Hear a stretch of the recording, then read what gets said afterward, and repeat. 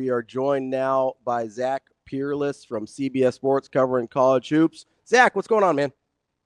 Hey, I am doing great. Like, how many things in life can you do for 12 straight hours one day and can't wait to do it again the next? Yeah, Zach, full disclosure, and I'm notorious here locally for having super, piss poor sleeping habits. To come down off the emotion of yesterday, I watched episode 7 of Reacher at 1:30 in the morning, knowing good and well I was going to do this again starting at 6 a.m. So Reacher episode 7 was my come down of 12 hours of basketball yesterday. That's how my mind is wired. And I started off, and it'll be good to ask just from a national perspective with no homer tendencies, much like ourselves. You look back and you recap. Who had the best coaching performance, in your opinion, given how the outcomes of the games played out? Oh, wow. I love that question.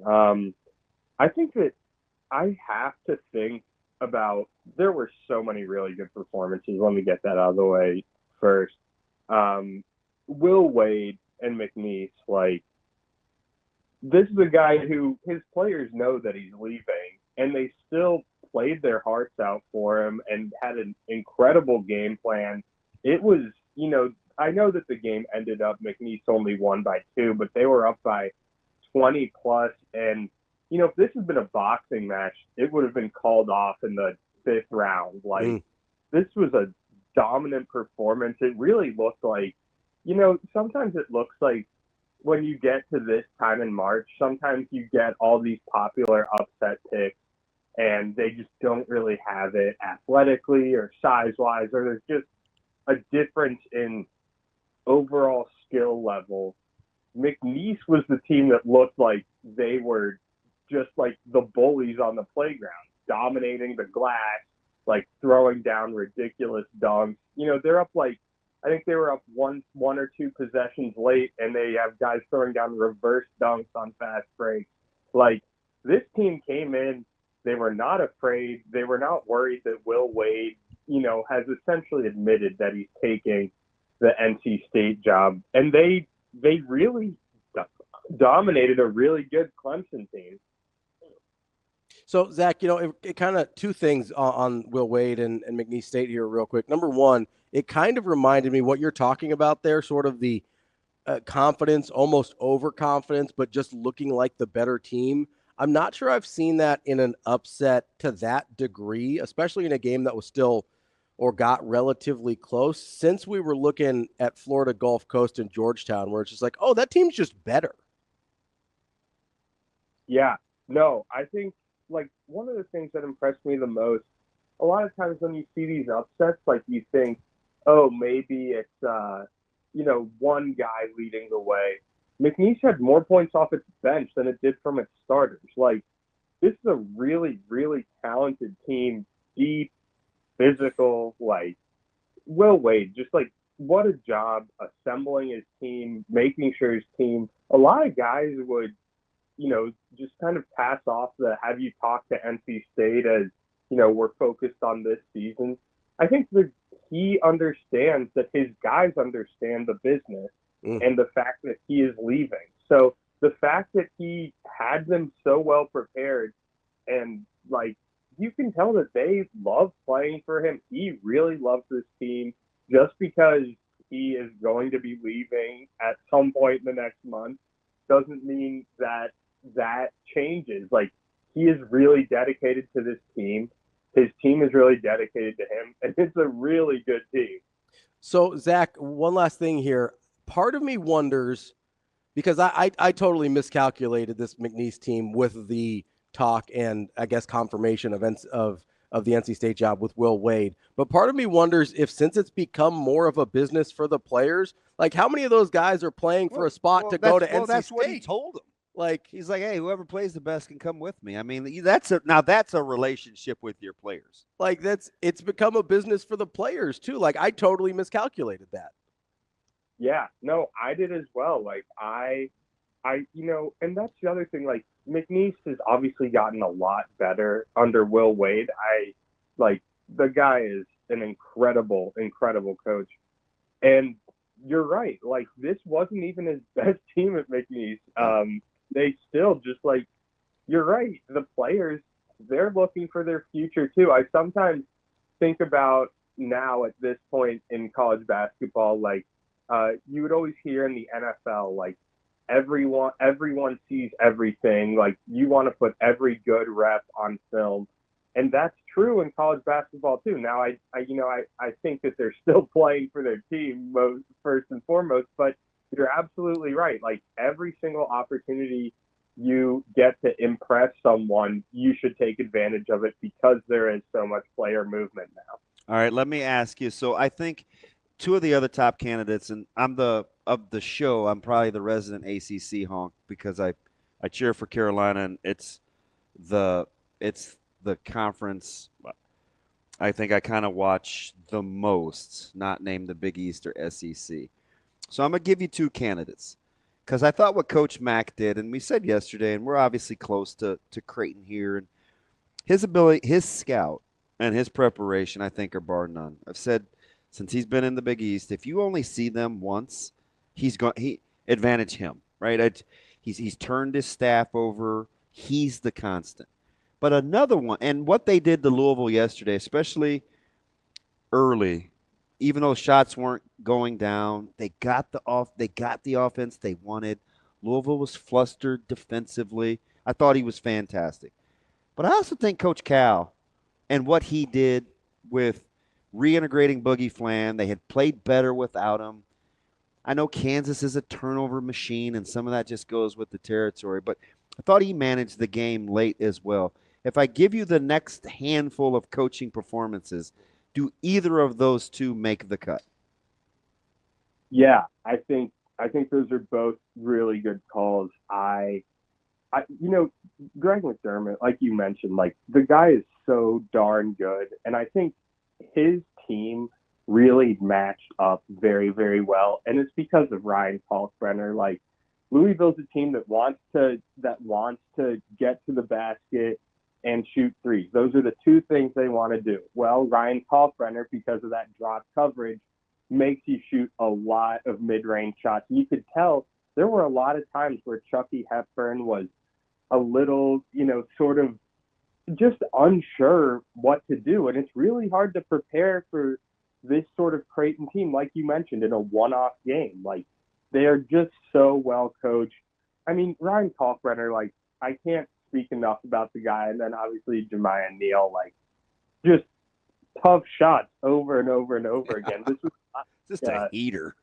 Yeah, like, this is not like 29 points on a bunch of layups and open threes. Like, these are like tough mid-range shots, and they're the shots that Louisville didn't feel comfortable taking too. Like, that's what was so impressive to me. And I think that you also have to throw Ben McCollum from Drake in there.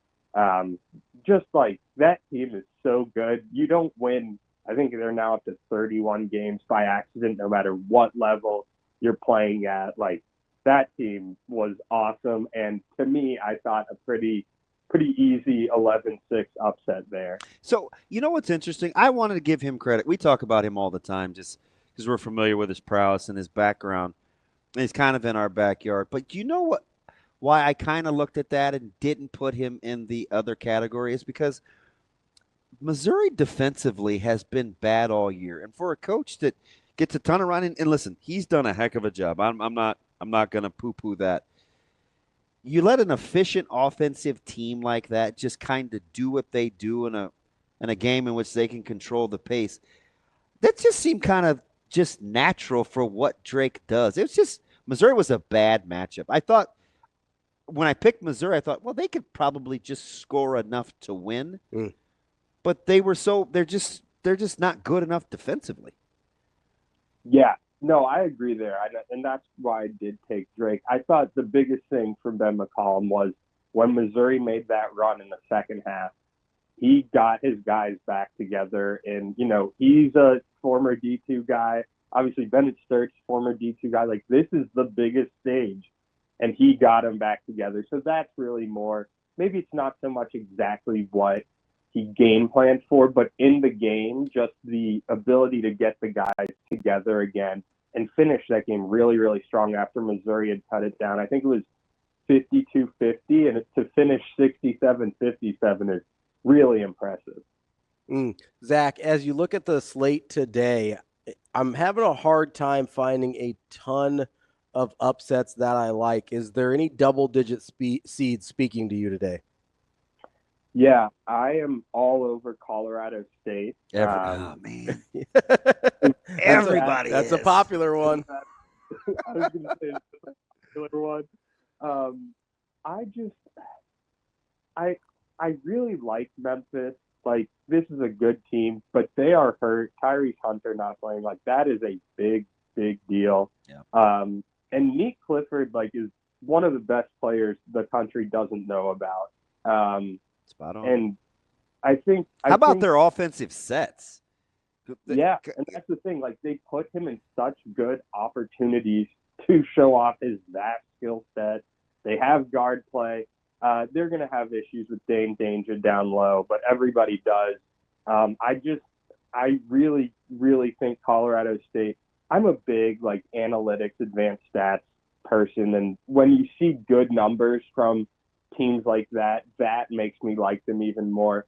But if you want me to move off one, and I'm sure that the second one that a lot of people like is North Carolina, Ole Miss.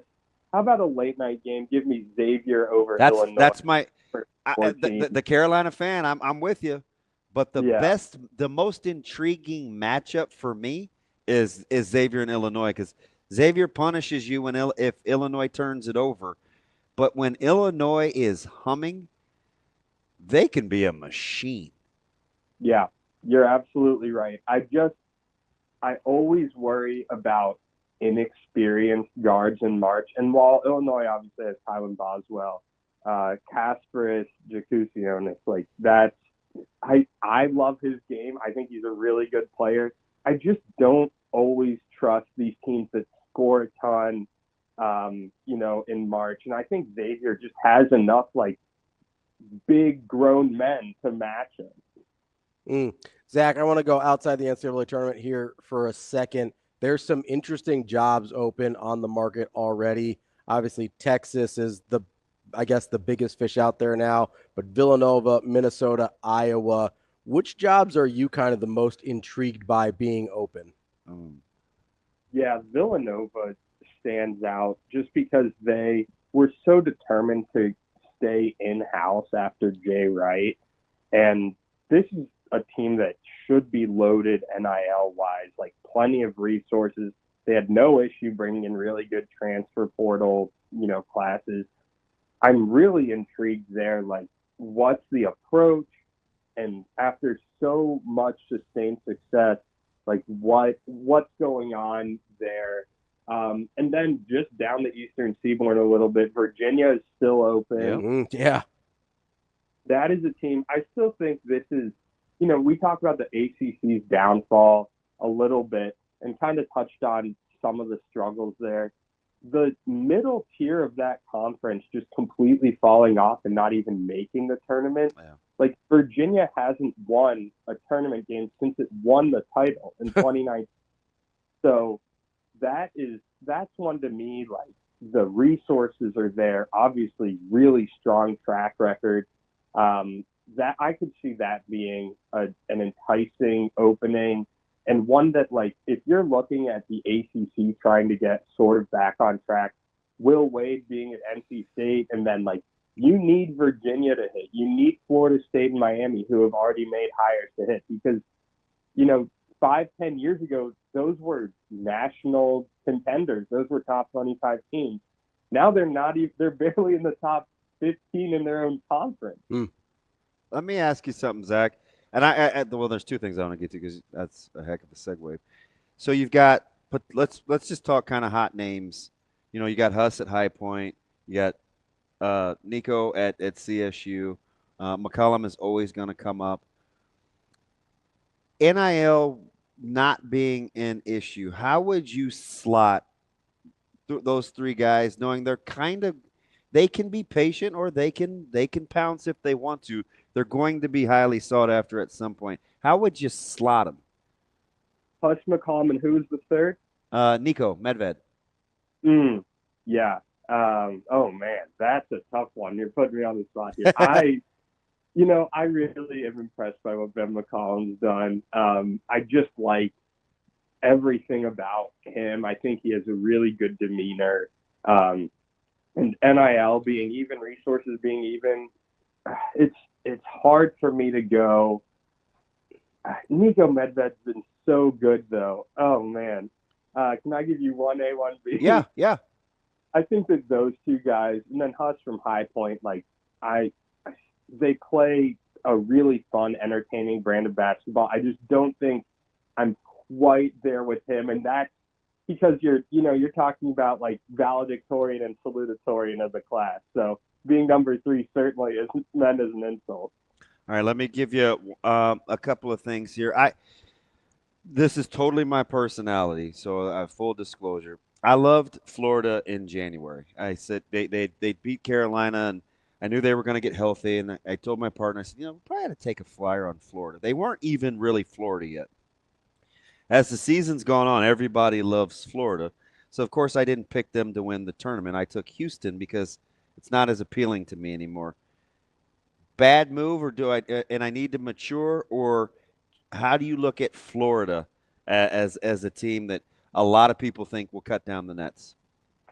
Yeah, so I took Florida, so I don't want to tell you it's a bad move, but I will say that is my pick still. I just think at the end of the day, Florida does everything that every other team in the country does, but they also can overwhelm you in a certain aspect. Well, they have more options to do it. Yeah, right. And I think that's why it's so overwhelming is you're like, all right, we stop the fast break. Boom, you have one of the best offensive rebounding teams. All right, one of their guys is in foul trouble. They'll just bring in another guy whose skill set is a little different, but also the same. So you think about their big guys. Interchangeable, versatile. Right, but they all bring the same basic stuff. That's why I stuck with them. Just when I watch them play, it can be a different guy every night, and you still have guard play is so important. Walter Creighton Jr., one of my favorite guards. Smooth operator. Just fills it up in a hurry. All of a sudden, he has 8 points at half, and all of a sudden he has 20, 5 minutes into the second half. Yeah. So I'm still on them, but I have them playing Houston in my final. Houston I love because there are 3 things that they have. They have guards who are awesome. They shoot the 3, and they are tough defensively. And those last 2 especially, if you defend and you nail 3s, that just creates such a hard math problem for opponents. So Houston, I certainly don't hate as your pick, but I stuck with Florida. Fair or foul to not have Duke in the Final Four? To me, that's a little foul, but I can see the reasoning why. And I think that they're going to get a lot of people looked at their path and said, oh, this is an easy path for them. I think that they will get some challenges, maybe not this weekend, but certainly starting next weekend. If they get either Oregon or Arizona, there's challenge number 1 for them. Yeah. So I say a tiny bit foul, but maybe the chalk dusted up on the foul ball line. For me, it boiled down. Why I took Bama is I know Bama is not very good defensively. You're more apt to score 85 than you are 65. I get it, but when I look at Duke offensively, I'm like, that's just not really how they're built, nor how they want to play. So even if off the bounce, and I don't love Sears, and dribble drive is kind of like a sieve, they would give Duke fits with as good as Duke is defensively with the way they play. So I'm like, you know what? They've played better competition. I think it's a good matchup. I advantage Bama in the backcourt. That was kind of the deciding factor to me. Is it too simplistic or no? No, I think that's totally fair. And also Bama's a team that's had its ups and downs, and people look at their downs. They play, like you mentioned, in the SEC. Losing 3 games in a row is like losing 3 games, like would be like losing a Sweet 16 game, an Elite 8 game, and a Final Four game. That's the same question that pissed Bruce Pearl off. Remember that? He's like, wait, who'd we lose to again? Right. Like, everybody loses. They've got to lose to someone. So I definitely like that. You know, I certainly don't think that that's an unreasonable spot there. And I have stuck on Alabama all year, even with some of those losses, just because, like, Sears has done it before. He's had, you know, when they were really struggling this year, and struggling again, it's such a relative term, he was the guy who pulled them out of it. And yeah, like, you can just get in one of these high-flying, high-scoring games where Alabama hits 14, 15 threes, and, like, that's how you win. And that's why I really like Alabama for a bit, not just this year, but in past years, is because I agree so fundamentally with how they play in terms of taking threes and shots at the rim. My thing is, I just think Duke is a little bit better, or not even a little bit. I think they're significantly better defensively, and they do such a good job generating open looks on offense that I could see Duke hanging 100 and Alabama having a great offensive game and scoring 85. That is Zach Peerless. Don't call me Price. That's pretty good, man. From CBS Always Sports. good, Z. Appreciate the time. That was great stuff. Thanks for having me, guys. Thanks, Zach.